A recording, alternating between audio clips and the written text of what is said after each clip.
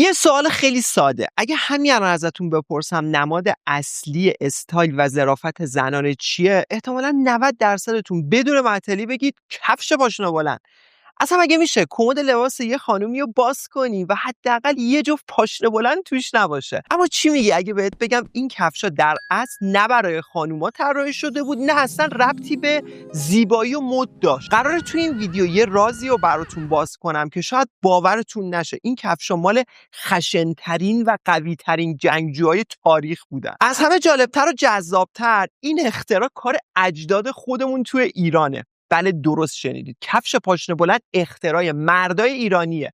امروز قراره بریم به دل تاریخ و ببینیم چطوری یه ابزار جنگی ایرانی سر از دربار پادشاهای اروپا، بعدش هم کمد لباسای خانومای کل دنیا در آورد. حتما تا آخر ویدیو با من همراه باشید چون قراره فکتایی رو بشنوی که واقعا تعجب میکنی. بیاین سوار ماشین زمان بشیم و برگردیم به قرن 10 میلادی. ایرانی‌ها اون زمان یکی از قدرتمندترین ارتش‌های سوار نظام دنیا رو داشتن. سوارکارای ایرانی توی تیراندازی از روی اسب بی‌نظیر بودن. اما این وسط یه چالش خیلی بزرگ داشتن. وقتی روی اسب وای میستادن تا با تیر و کمون شلیک کنن، حفظ تعادل فوق‌العاده سخت بود. با یه تکون کوچیک و ناگهانی از روی اسب میافتادن و سوارکار تعادلش رو از دست میداد. اینجا بود که هوش و نبوغ ایرانی به کار افتاد. اونا اومدن یه تغییر ساده اما کاملا انقلابی تو کفشاشون ایجاد کردن. کفاشای ایرانی زیر پاشنه‌های کفشای رزمنده‌ها یه تیکه چوب یا چرم خیلی ضخیم اضافه کردن. حالا کارش چی بود؟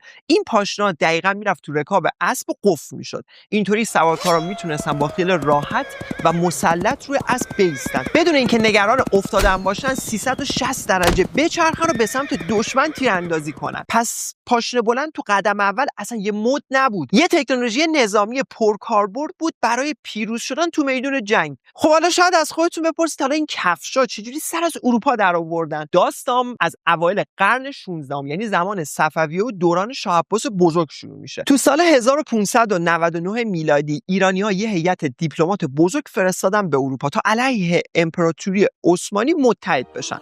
وقتی سفرای ایرانی با کفشای پاشنه بلند خاصشون وارد قصرهای اروپایی شدن، قشنگ همه رو شوکه کردن. اشراف اروپایی وقتی این تیپ‌ها رو دیدن با خودشون گفتن اگه می‌خوایم مثل جنگجوهای پرقدرت ایرانی خفن و با ابهت به نظر برسیم، باید این کفشا رو بپوشیم. اینطوری شد که تب پاشنه بلند تو کل اروپا پخش شد. تا اینجای داستان رو داشتین. حالا تازه جای جذابش مونده. قبل از اینکه بریم سراغ این که پادشاه فرانسه چه بلایی سر این مد آورد، اگر تا اینجای کار از این ویدیو خوشتون اومده حتما ویدیو رو لایک کنید. بریم سراغ ادامه ماجرا. ادامه ماجرا خیلی عجیب تره. اوج این دیوونگی و عشق به کفش پاشنه بلند تو فرانسه اتفاق افتاد. پادشاه معروف فرانسه لویی 14 که به شاه آفتاب هم معروف هستش یه مشکل کوچیک داشت. قدش نسبتاً کوتاه بود، یعنی چیزی حدود 1.61-2 سانت. میدونید یه همچین حالتایی. وقتی این کفشا رو دید رسما عاشقشون شد. اون برای اینکه بلندتر، پرقدرت‌تر و با ابهت‌تر دیده بشه شروع کرد به پوشیدن کفشای پاشنه بلند. اما یه فکت خیلی جالب بهت بگم، لویی 14 دستور داد پاشنه و کفی کفشا رو به رنگ قرمز در بیارن. حالا چرا؟ رنگ قرمز اون زمان فوق‌العاده گرون بود چون از یه حشره کمیاب به دست می اومد و مستقیما نماد ثروت بود. پادشاه رسما قانون گذاشت که هیچ کس حق نداره کفشای پاشنه بلند قرمز بپوشه مگه اینکه از اعضای دربار و آدمای خیلی خاص و نزدیک به خودش باشه. حالا یعنی چی؟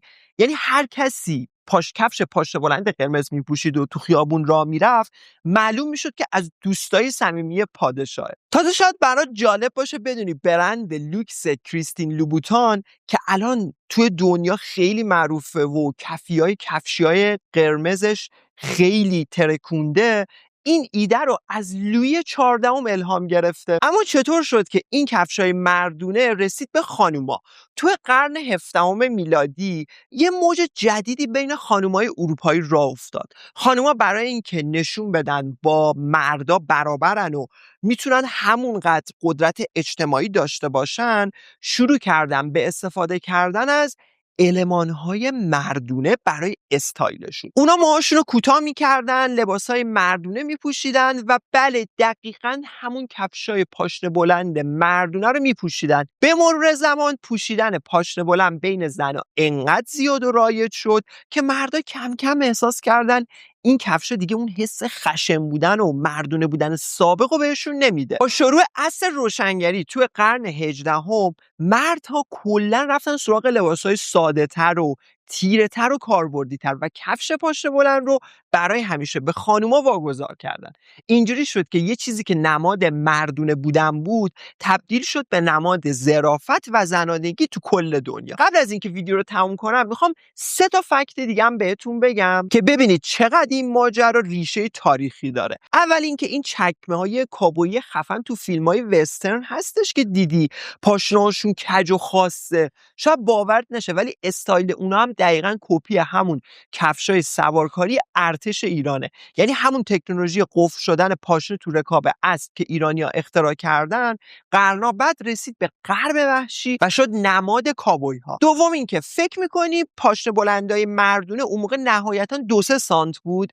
اصلا تو قرن 16 و 17 بعضی از این کفشای مردونه پاشنه بلند تا 10 سانت هم بود. یعنی مردا برای اینکه تو دربار بیشتر به چشم بیان و با کلاس تر باشن قشنگ داشتن رو پنجه راه میرفتن. سومین فکت که خیلی عجیبه، دکترای اون زمان تو اروپا رسما میگفتن اگه مردا پاشنه بلند بپوشن فرم بدنشون یه حالتی میگیره که قد بلندتر، هیکلی‌تر و تو چشم دشمن خیلی ترسناکتر به نظر میاد.